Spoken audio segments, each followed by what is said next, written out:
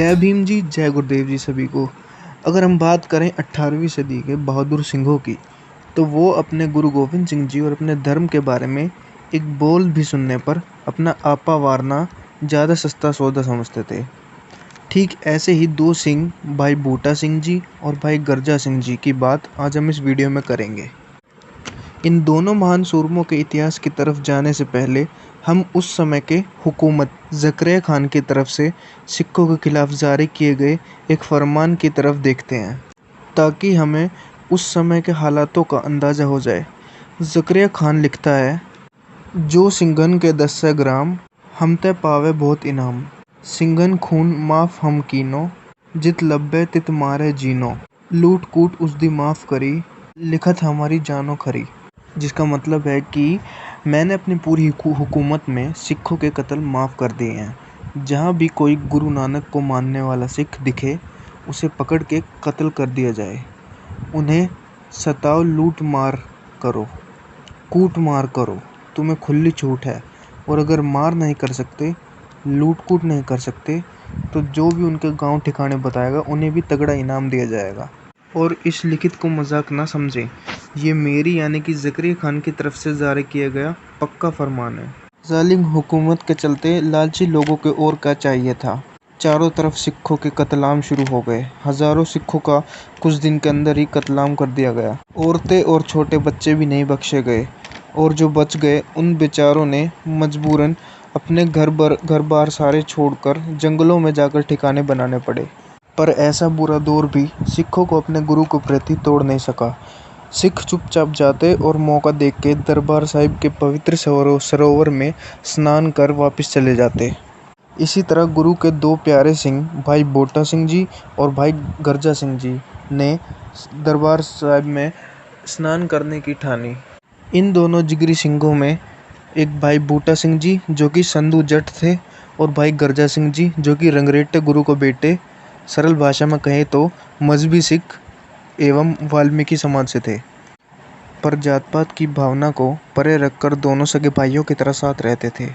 सिखों के लिए वो समय बहुत बेकार था, इसलिए ये दोनों सिंह रात में सफ़र करते और दिन में कहीं झाड़ियों में छुपकर दोबारा रात होने का इंतज़ार करते। एक दिन दोनों सिंह छुपे हुए थे। उनके पास से ही दो व्यक्ति जा रहे थे। एक ने कहा दूसरे व्यक्ति से कि मुझे लगता है झाड़ियों में कोई है।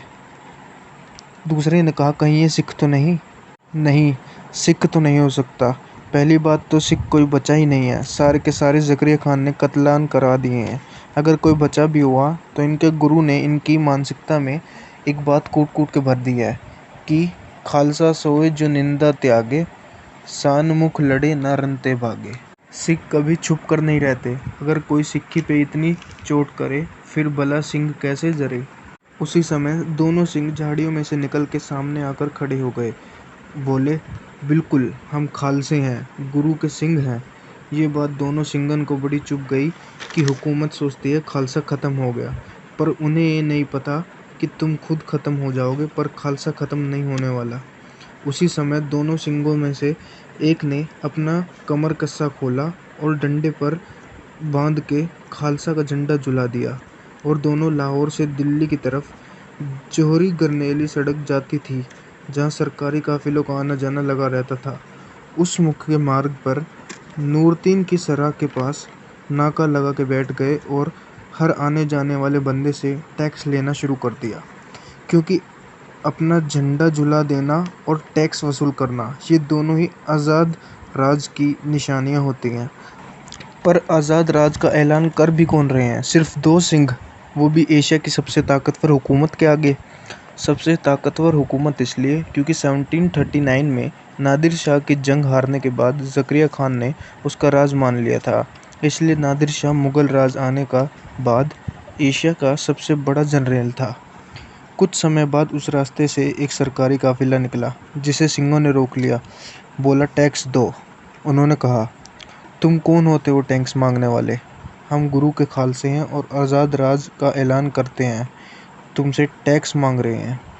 टैक्स देते हुए उन्होंने कहा, हम ज़करिया खान को तुम्हारी शिकायत करेंगे। सिंघों ने कहा, शिकायत क्या करनी है, हम खुद चिट्ठी लिख कर देते हैं, दे देना अपने ज़करिया खान को। चिट्ठी में उन्होंने लिखा, चिट्ठी लिखे ਸਿੰਘ ਬੋਤਾ, ਹੱਥ ਵਿੱਚ ਸੋਟਾ ਵਿੱਚ ਰਹਾ ਖੜੋਤਾ। ਆਨਾ ਲਾਵੇ ਗੱਡੇ ਨੂੰ, पैसा लावे खोता, आखी भाभी खानों नू जो कहे सिंह बोता। उन्होंने ज़करिया खान के लिए भाभी खानों शब्द का इस्तेमाल किया। उसे भाभी बोल के घर में डर के बैठे रहने वाली औरत के साथ उसकी तुलना कर दी और कहा कि हमारे पास ज़्यादा हथियार नहीं है, सोटे ही हैं। एक आना हम घोड़ी से टैक्स लेते हैं और एक पैसा घोड़े या खच्चर से।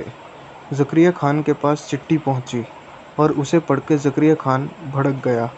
तुरंत उसने अपने एक जर्नैल जलालुद्दीन को 100 सिपाही देके नूरदीन की सरहा की तरफ भेज दिया। जब सिंघों ने सिपाहियों को आते देखा तो सलाह की कि इनके साथ कैसे लड़ा जाए।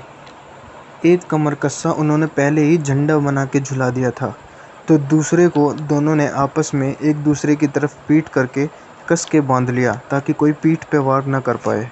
जलालुद्दीन ने दूर से सिंघों को देखकर अपने 10 सिपाहियों को भाग के जाके सिखों पर हमला करने का हुक्म दिया।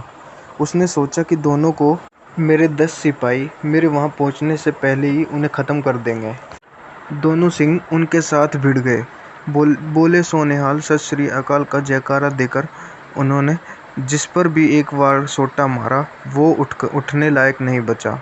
जब जलालुद्दीन वहां पहुंचा तो वहां 10 के 10 सिपाही ज़मीन पर चित्त पड़े थे। जलालुद्दीन ने फिर से 10 सिपाहियों को बोला कि जाओ तुम इन्हें ख़त्म कर दो, पर उसका नतीजा भी इस बार वही रहा। सिंघों के भी काफ़ी चोट आई थी और खून बह रहा था। भाई गर्जा सिंह जी के दाएं पैर पर तलवार लगने की वजह से पैर पूरा खून से भरा हुआ, पर सिंह डट के खड़े थे। बाकी बचे सिपाहियों को उसने एक साथ हमला करने के लिए कहा। सिपाहियों ने सिंघों को चारों तरफ से घेर लिया और वार करना शुरू कर दिया। कभी सिंघों के छाती पर तीर बजते तो कभी तलवार मांस को फाड़ते हुए उन्हें गहरा जख्म दे जाती। 10-12 और सिपाहियों को मारने के बाद दोनों सिंह ज़मीन पर गिर पड़े।